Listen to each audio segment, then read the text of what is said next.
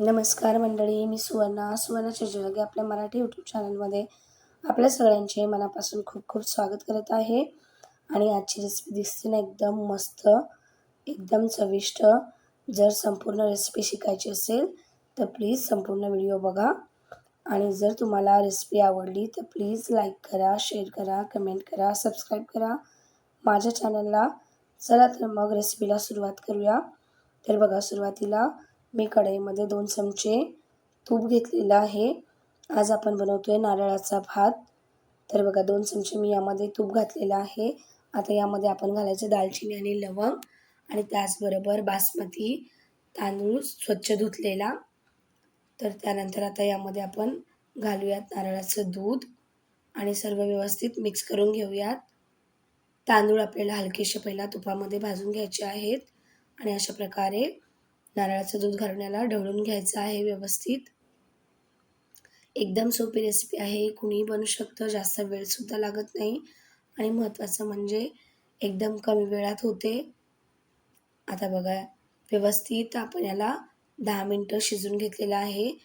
आणि जर तुम्हाला वाटलंच तर तुम्ही एक्स्ट्रा पाणीसुद्धा घालू शकता. तर बघा, आता भात आपला व्यवस्थित शिजलेला आहे. तर या स्टेजवर आपण यामध्ये घालणार आहोत गूळ, त्यानंतर ओल्या नारळाचा कीस, ड्रायफ्रूट म्हणजेच काजू बदाम आणि त्यानंतर यामध्ये घालूयात वेलची पावडर आणि सगळं काय करायचं मिक्स करून घ्यायचं आहे. अशा प्रकारे एकदम सोप्या पद्धतीने आपण नारळाचा भात बनवू शकतो. आणि नारळाचं दूध तेव्हा घरच्या घरीच तुम्ही बनवून घ्या किंवा रेडीमेडसुद्धा वापरू शकता. तर मी घरच्या घरीच बनवलेलं. आणि तुम्हाला एक गंमत सांगते, ज्यावेळेला मी नारळाचं दूध बनवत होती ना, तर नारळाचं दूध बनवताना मी मिक्सरचं भांड्याचं झाकण बंद नाही केलेलं, त्यामुळे ते पूर्ण सगळं घरभर उडालं. तर तसं तुम्ही करू नका आणि बनवताना जरा लक्ष देऊन बनवा.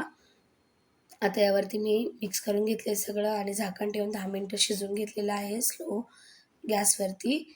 आणि बघा, गूळ पूर्णपणे एकदम विरघळलेला आहे. आता आपल्याला सगळं मिक्स करून घ्यायचं आहे. हे बघा किती मस्त दिसतोय. आणि जेवल्यानंतर काही गोड पदार्थ खायचा असेल तर नक्कीच ही रेसिपी आपण ट्राय करू शकतो या नारळी पौर्णिमेला. तर आपला भात रेडी झालेला आहे. तर बघा, मी वाटीमध्ये काढून घेतलेला आहे. आता याला प्लेटमध्ये सर्व्ह करूयात. हे बघा, दिसतोय ना एकदम यम्मीसा. तर आपला नारळाचा भात अगदी मऊ लुसलुशीत तयार आहे.